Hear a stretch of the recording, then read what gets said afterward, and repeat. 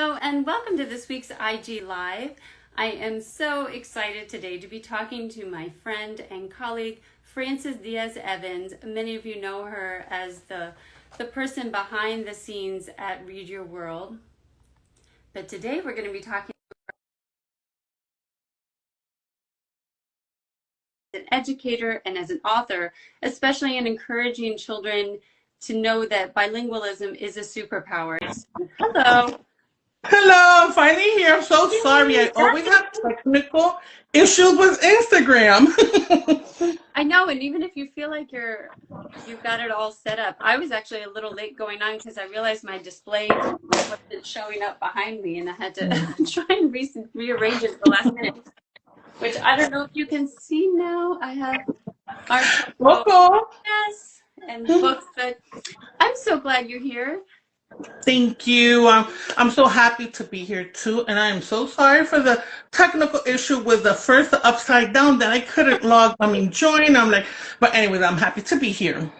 Folks, that's how you know you're watching something live. So you really are getting something happening right now as you're watching. So it's very exciting. You never know what's going to happen. Exactly. Well, that's fun. Well, for those, I think almost everybody who's watching knows you either through your work as an educator, as an author, or they've worked with you for Read Your World. But just in case, why don't you go ahead and introduce yourself, especially focusing on your work as an educator and author. Okay, well, thank you so much. For those of you who do not know me, I'm Frances Díaz Evans. I wear many, many hats. One of them is, of course, working as a project manager for Read Your World, and I'm so happy to be here. And as an author in this IG interview today, and I'm also a Spanish teacher. And my main focus is teaching Spanish to third-generation children who need to reclaim their heritage language. And this heritage language is the one that, they know at home, but they don't know they quite dominate the language yet. So this is where I step in, because one of the things I like to do is to tie in teaching Spanish with writing books. And one of the things I tell all my students is that bilingualism is their superpower. And I remember one time one of my students, she was 8 years old at the time. She's 12 now. And I remember she told me the first thing out of her mouth, she said, well, I'm not sure why I need to take Spanish lessons and Spanish classes and whatnot. And I told her, because bilingualism is a superpower, and at that time, I did not have this book, but my students are really my inspiration. And not only my students, my two grandnephews, John and Samantha, that the book is dedicated to them, and to Grace as well. So they're all bilingual. Samantha's the youngest one, so she's an upcoming bilingual child. But John, he's bilingual. Grace is my student. She's also bilingual. And I started teaching her Spanish when she was 3 years old, and she's 8 now. That's so amazing to see kids go through that journey. I mean, I've been teaching them so many years. I'm glad you mentioned about being a Spanish teacher. My kids have also taken classes from. Yes. And I think they kind of had the same kind of experience. At first, they weren't sure they really wanted to take Spanish. Of course, you always make it so fun. But can you talk a little bit more about that, about the heritage language? I mean, first we should mention, for those that don't know, you have a master's in education in Spanish. So you know what you're doing. And besides just the fact that you're really great at working with kids. So why is it so important for them to reclaim this heritage language? I mean, like that little girl said, why does she need to do this? Yeah, and one of the things I did tell her, I said, well, one thing, you really want to talk to your abuela. Her abuela speaks Spanish, and then, we kind of joke around about it now. And I told her, I said, do you remember, just yesterday I was talking to her, do you remember when you told me this? She just starts laughing out loud, And the most important thing is, because the language is part of their identity. And it's something that I wanted to do with my own son. He's a teenager now. And I told him, and at one time he didn't want to speak Spanish. He didn't want to learn Spanish. So I had to step back and take 2 steps back, let it be. And in time, then he came back to me. He said he wanted to continue learning Spanish as well. So I think it's the most important thing is to, sorry. The most important thing is to let them know that it's a superpower. They can communicate with other people. And I put it in here in simple, easy text for them. Like for example, I could read in 2 languages. Puedo leer en 2 idiomas.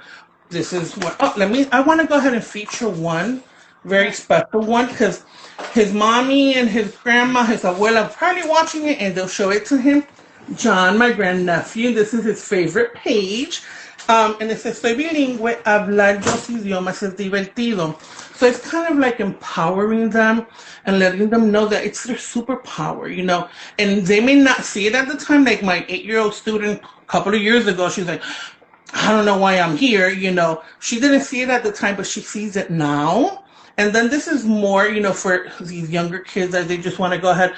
I said, no, I don't want to learn Spanish, but this book is just about affirmations and empowerment, and it's in English and Spanish.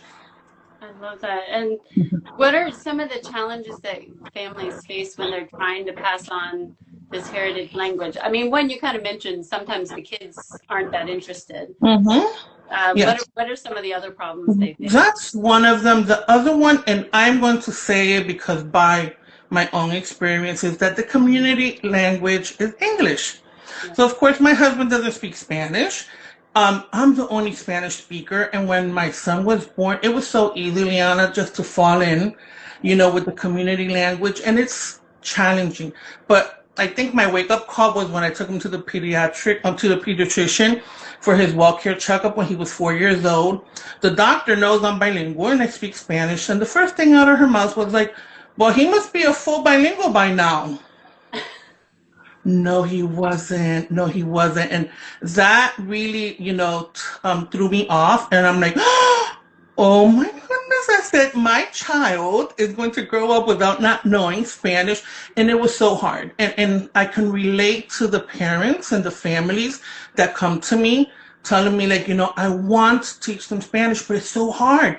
And I said, I know, I can relate to it, and just thinking it's, and not, one thing I could say, Liana, is how much do the parents want this, this commitment of, okay, let me sign him up, because my classes are not your traditional Spanish classes, in school. They teach you grammar, they teach you, vocabulary and whatnot. Mine is more into the culture, more comprehensible, and when I read books to them, like for example, I want to bring that up. When I wrote Coco, it was right when I was about starting teaching Spanish. This is my baby. And this book was an inspiration brought to me because in one of my grad courses, I had to do a project about how animals communicate with each other.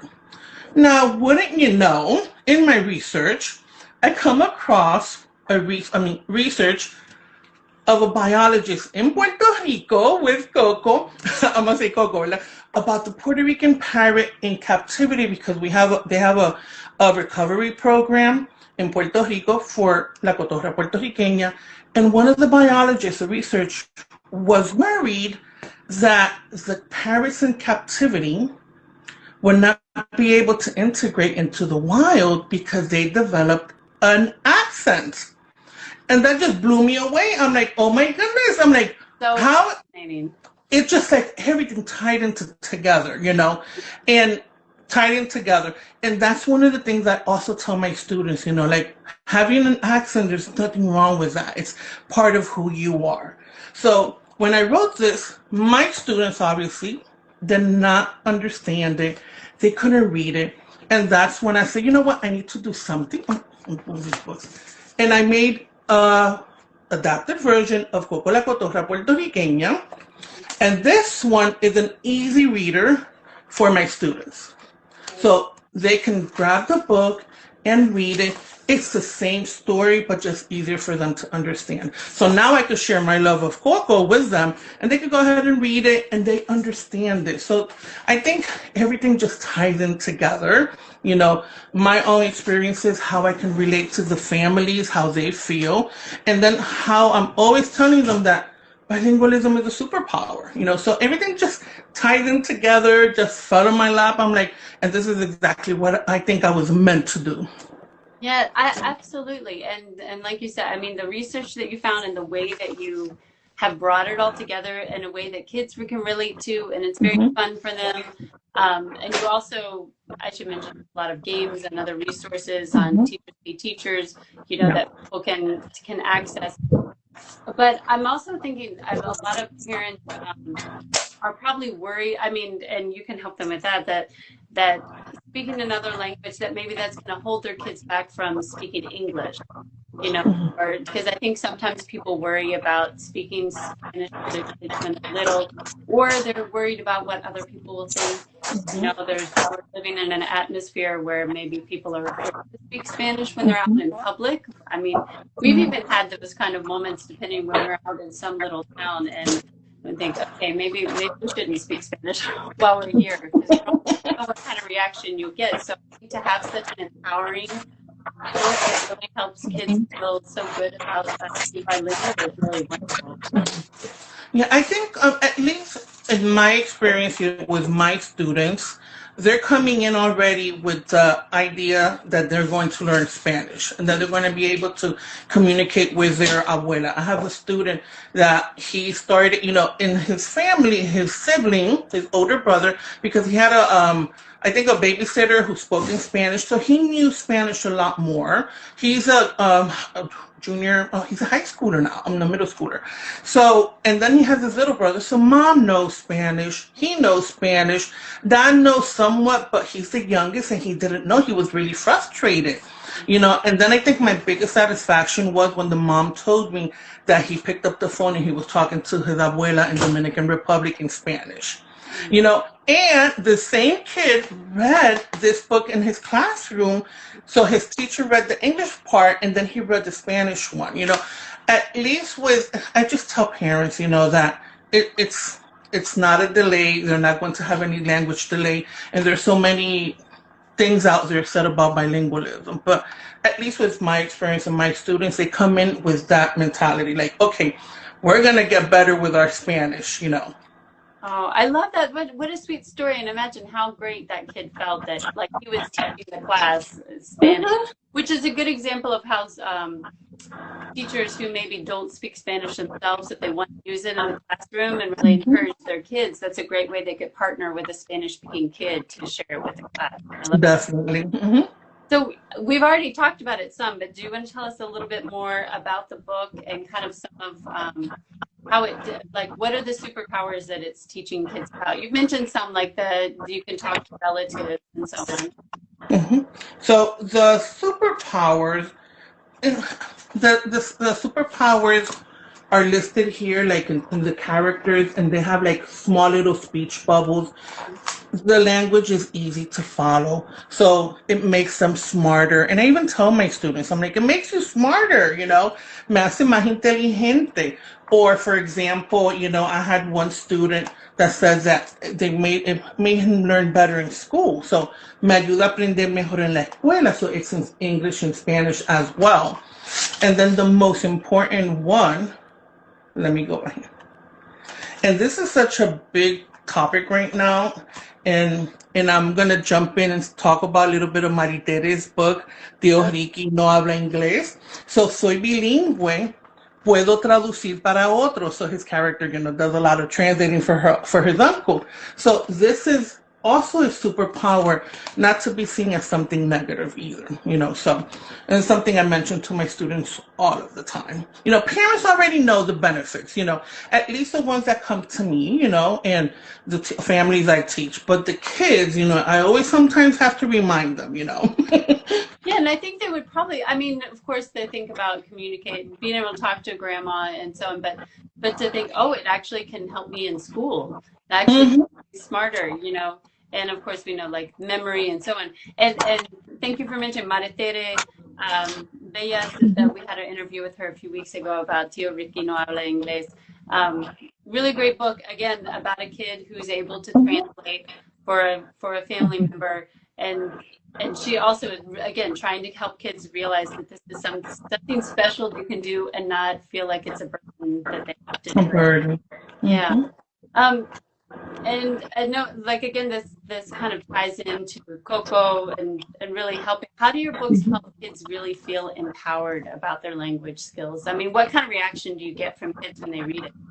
Okay, so at least with my students when they're I'm gonna start with John, my grandnephew. He's 8 years old as well, and then just the simple fact that he can see himself in this book, it empowers him. You know, it makes him, and he's also learning a third language, Italian. Reason why I put in this page, I have to share this with you guys because this is like over here. Obviously, that one there is his titi, me. That's him. And then here, soy bilingüe, puedo aprender nuevos idiomas más fácil. And then it's like a little Italian word here, and I have a little explanation here at the bottom. So it just makes him feel so excited, you know. And even Grace, when she saw this book, you know, Mom didn't tell her that she was on the cover of the book, and then she's like, Mom, that looks like me. And when she read her name inside the book, oh my goodness, let me tell you, the reactions are priceless, Leanna. I wish I could just bottle it all up and just keep it and then always remember them, you know. So just seeing them, you know, seeing themselves here. And then, of course, we have Samantha, but she's the youngest. She's 4 years old. Oh my goodness, I forgot her age. But anyway, she's the youngest though. But these two are 8 years old. And I think they're so excited. So, and I also have a great supportive family, you know, and the parents of my students have bought this book as well. So we read them in class, you know. So we always remind them, I say, okay, let's see, what's your superpower? And then I read the English, and then I have them read in Spanish. Oh, and you got a nice comment, orgullosa de mi titi. Oh my God, oh, that's my niece. Yeah. So cool that the characters are based on real kids, you know, and of course you have to mention like that they're diverse. I mean, I think that a lot of people might have a stereotype about who speaks Spanish and who doesn't. So I love that these are diverse kids that you can see here. Yeah. And I did also want to mention, not only do I teach families, you know, who are trying to reclaim their heritage language, I also teach families that are trying to learn Spanish. Because Grace's family, they're not Latino, you know, but Mom had in her mind that she wanted her daughter to be bilingual. So then that's why, you know, I have her here because these kids, you know, they're in my heart all the time, you know, but I also teach, you know, other children as well, you know, and I've had her since she was 3 years old. She's 8 now, and I continue teaching her Spanish. Mm-hmm. Lovely.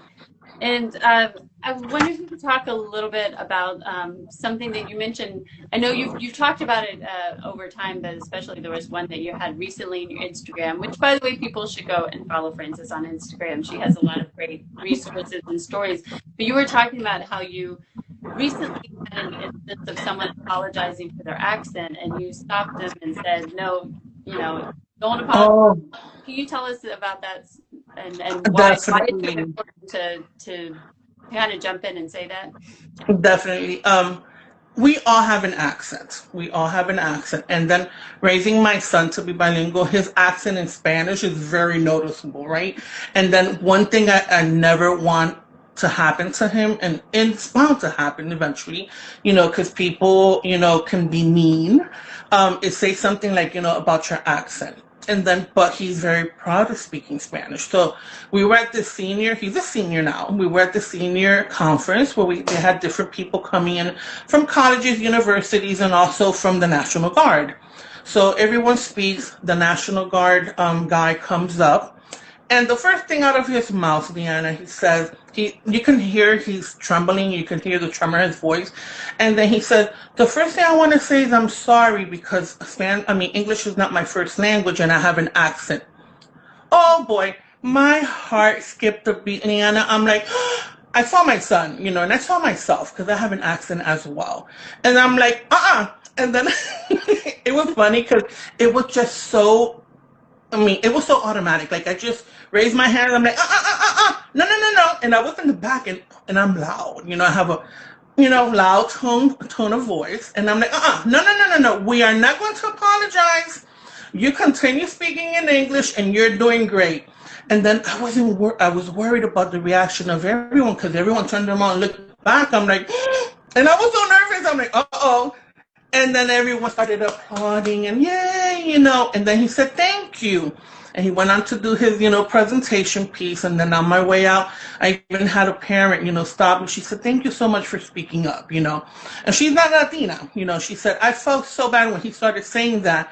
And I'm like, why is he apologizing? He does not need to apologize. And I know we're living in very difficult and hard times right now, especially in regards to language. So that's the one little thread that we have to hold on to because it's part of our identity of who we are, and we shouldn't allow anyone to make us feel less than. Because he's a professional. He was coming up there speaking to parents, other teachers, students, and he was nervous, and I just felt it in my heart. I said, no, I have to say something. And I just blurted out, and I'm like, and my husband just looked at me, my son looked at me, and I'm like, but everyone cheered me, so everything's good.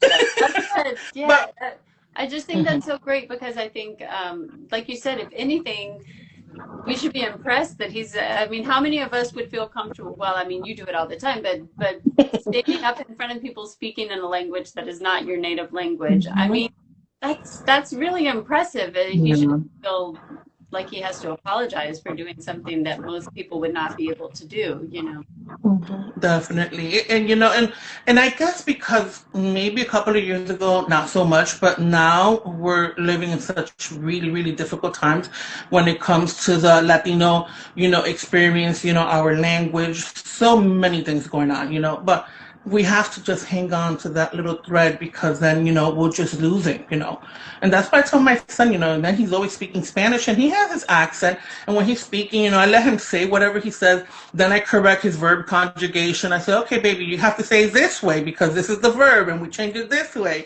But I let him speak, because he feels comfortable enough to speak to me in Spanish. And that's such a big accomplishment because I remember when he said, I hate Spanish. Oh my goodness, I thought I was going to die. Right. I said, oh no, seriously. I thought it was like the end for me. I'm like, no, it can't be. But then we also have to respect our children's wishes, So. I remember that because I think, especially when they get to be teenagers around that, and you don't know what to push it or how not to. But I think you're proof that if you step back and just allow them to have some feelings and allow them, but still being there and still supporting, still speaking Spanish, but not forcing them. It's like you're laying the I love it because I think with you can see the whole journey because on the one hand you're laying the foundation with your picture books and then supporting them along the way, and then what is it like to have a bilingual teenager? So that's very encouraging. Thank you. And you know me for a lot of years, so you know our journey. Exactly. Well, and I'm looking at the time. I want to be respectful of your time. So to finish up, one, where can people get your new book? And then what other projects do you have coming up that you'd like to share with us? Okay, so my book, you can find it at bookshop.org. Let's support independent book publishers. And obviously Amazon, I know a lot of people are like, oh no, Amazon, but Amazon's actually the one that published my book. I'm trying to move away from Amazon, but in the meantime, it's either Amazon or bookshop.org, or you can message me. I also carry copies as well with, here at home. And current projects right now is just trying to spread the word about mis Superpoderes Bilingües, my Bilingual Superpowers. I'm also available for any author visits and for teachers in different schools and classrooms, either with this book or with Coco la cotorra. Hello. Well, thank you so much for all you do to support Spanish speakers and multiculturalism, and of course, Read Your World and multicultural books, and everybody else. Yes. Like you wear many hats, so. Thank you. And thank you so much for inviting me to come on Instagram. Well, it's always such a pleasure to talk with you. And if anybody joined us late, this will be up in a few minutes on Instagram, and later we will have it on our YouTube channel. So thank you to all of you for joining us. Thank you. Bye. Gracias.